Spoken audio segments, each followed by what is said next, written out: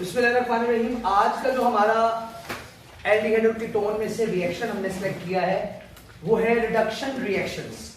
और reduction reactions में आपको जो सबसे पहले रिडक्शन दिखाई जाएगी वो दिखाई जाएगी by sodium borohydride. Sodium borohydride एक कंपाउंड है और इसके जरिए हम किस तरह से एल्डिहाइड या कीटोन को रिड्यूस कर सकते हैं आइए हम देखते हैं। लेकिन उससे पहले कुछ प्रैक्टिकल पोर्शन जो कवर करना जरूरी है, जैसे कि सबसे पहली लाइन जो मैंने लिखी वो लिखी है कि टेट्रा हाइड्राइड बोरेट आयन, जिसको हम BH4 नेगेटिव असाइन करते हैं, दैट इज द सिंबल, ठीक है जी, is a source of hydride ion.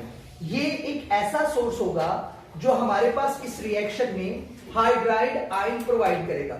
आप लोगों को जूनियर क्लासेस में बताया गया है कि हाइड्रोजन एक ऐसा एलिमेंट है, if you are talking about hydrogen, तो आप कहते हैं कि हाइड्रोजन ऐसा यूनिक एलिमेंट है जो एक वक्त में H पॉजिटिव आयन भी दे सकता है by the loss of electron, और उसी वक्त में ये हाइड्राइड आयन भी दे सकता है बाय एक्सेप्टिंग वन इलेक्ट्रॉन। इसके अंदर दोनों तरह से काबिलियत पाई जाती है, मतलब ये H पॉजिटिव आयन भी बनाता है और नेगेटिव आयन भी बनाता है। और तो यहां पर आप देख सकते हैं कि जो टेट्रा हाइड्राइड बोरेट आयन है ये यहां पर हाइड्राइड आयन प्रोवाइड कर रहा है। क्या कर रहा है?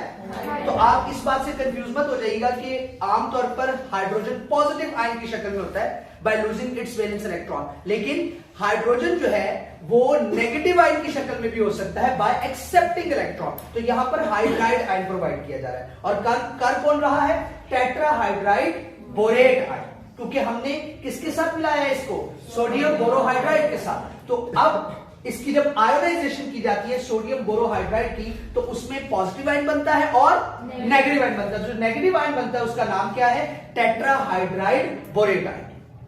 क्लियर होगी बात? अच्छा, उसके बाद it acts as a nucleophile, यानी ये जो है ये न्यूक्लियोफाइल की तरह एक्ट करेगा। कौन? Hydride ion. आपको पता है कि न्यूक्लियोफाइल ऐसी स्पीशी होती है जिसके पास एक्स्ट्रा इलेक्ट्रॉन्स मौजूद हो। क्या मौजूद हो बेटा जी? एक्स्ट्रा इलेक्ट्रॉन मौजूद हो, तभी वो किसी पॉजिटिव आयन को अपनी तरफ क्या करता है? अट्रैक्ट करता है। तो यहां पर जो हाइड्राइड आयन है it acts as a nucleophile. उसके बाद ये न्यूक्लियोफाइल करेगा क्या? It attacks on to the electrophilic carbon of carbonyl compound. जो कार्बोनाइल कंपाउंड है उसके इलेक्ट्रोफिलिक सेंटर यानी कार्बन के ऊपर जिस पर पार्शियल पॉजिटिव चार्ज होता है उस पर ये अटैक कर देगा। It results in the formation of an alkoxide ion. Alkoxide ion बनेगा। अब what is the meaning of alkoxide ion? I have told it earlier कि एल्कोऑक्साइड आयन क्या होता है? एल्कोऑक्साइड आयन क्या होता है? RO negative. This is called as alkoxide ion. इसको हम क्या बोलते हैं? Alkoxide ion. तो अब हम देखेंगे कि इस रिएक्शन का मैकेनिज्म क्या है और हमारे पास इस प्रोसेस को समझाने के लिए कौन कौन से सपोर्टिव रिएक्शंस दिए गए हैं। तो हम सबसे पहले स्टार्ट ही करते हैं मैकेनिज्म से। तो हमारे पास ये जो टेट्रा हाइड्राइड बोरेट आयन था जो कि हाइड्राइड आयन प्रोवाइड कर रहा था, वो हाइड्राइड आयन लिया। समझ आ गई बात की? This is the hydride ion. ऐसा हाइड्रोजन जिस पर कौन सा चार्ज हो? ये कार्बोनाइल कंपाउंड का कार्बन है जिस पर पार्शियल पॉजिटिव चार्ज है। अब अगर ये इसके ऊपर अटैक करता है तो डेफिनेटली इस कार्बन को इस हाइड्राइड आयन के साथ क्या बनाना पड़ेगा? बॉन्ड बनाना पड़ेगा। बॉन्ड बनाने के लिए हमें इसकी टेट्रावैलेंसी को रिटेन रखना है, तो हमें ये डबल बॉन्ड ब्रेक करना पड़ेगा। डबल बॉन्ड ब्रेक होगा तो जो इसका एक इलेक्ट्रॉन पेयर बचेगा वो जंप करके इस ऑक्सीजन पर शिफ्ट हो जाएगा, जिसकी वजह से इस ऑक्सीजन पर कौन सा चार्ज आ जाएगा? नेगेटिव। और हाइड्राइड आयन इस कार्बन के साथ बॉन्ड बना लेगा। This is alkoxide ion. This is alkoxide. अब इधर अगर हाइड्रोजन है, इधर अगर हाइड्रोजन है, तो ये क्या बन जाएगा? Methyl group. और साथ में क्या आ गया? ऑक्सीजन। तो मिथाइल ग्रुप है अगर ये, तो मिथाइल ग्रुप को हम क्या बोलते होते हैं? Alkyl group. और साथ में क्या आ गया? ऑक्सीजन। और इसके ऊपर कौन सा चार्ज आ गया? नेगेटिव। तो this is called as alkoxide ion. अब नेक्स्ट स्टेप में क्या होगा? एल्कोऑक्साइड आयन जो बना है हमारे पास उसकी होगी प्रोटोनेशन। उसकी क्या होगी बेटा? Protonation. What is the meaning of protonation? Addition of proton. किसी भी चीज के अंदर प्रोटॉन का ऐड होना क्या कहलाता है? प्रोटोनेशन। अब ये एल्कोऑक्साइड आयन बन गया। हम यहां पर वाटर यूज कर रहे हैं।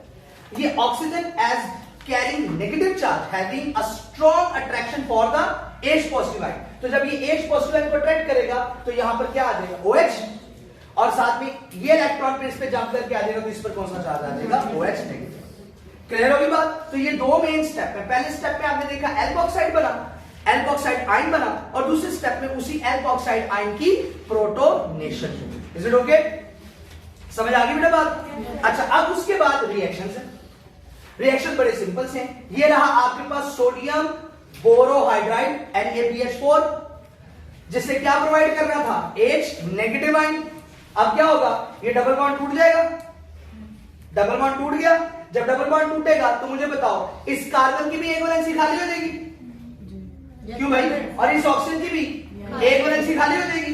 दोनों वैलेंसीज को पूरा करने के लिए एक हाइड्रोजन इधर लग जाएगा, एक हाइड्रोजन इधर लग जाएगा। देखो, इस कार्बन के साथ एक और हाइड्रोजन लग गया, और इस ऑक्सीजन के साथ भी क्या लग गया, मेथनॉल। Is it okay? अब इसी तरीके से यहां पर हमने एसिड डबल बॉन्ड फिर से ब्रेक, डबल बॉन्ड ब्रेक होगा तो दोनों एटम्स की एक एक वैलेंसी एम्प्टी होगी, उसको फिल करने के लिए इस कार्बन के साथ क्या लग जाएगा, एक और हाइड्रोजन। पहले एक हाइड्रोजन लगा हुआ था ना, अब एक और हाइड्रोजन लग जाएगा तो क्या हो जाएगा, CH2 CH3 तो एज इट इज आ गया।